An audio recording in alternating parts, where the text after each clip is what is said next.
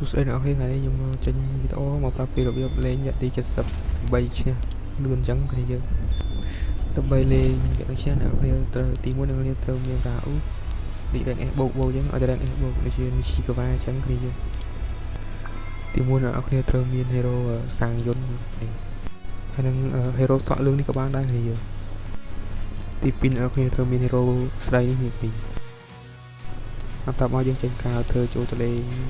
វគ្គយើងមកវិញ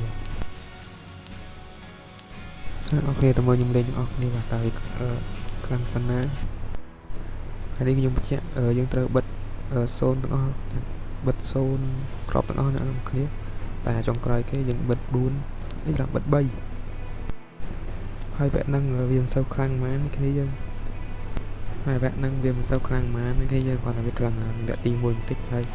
ប៉ុណ្ណឹងវគ្គ4ហ្នឹងវាកាកទាំងអស់គ្នាយើងតើអ្នកនរគ្នាតើទៅមើលខ្ញុំលេងអ្នកនរគ្នាតើវគ្គហ្នឹងវាខ្លាំងប៉ុណ្ណាតើវាសាហាវប៉ុណ្ណាទៅមើលខ្ញុំលេងអ្នកនរគ្នាហើយវីដេអូនេះខ្ញុំកាត់ទេខ្ញុំលេងមាន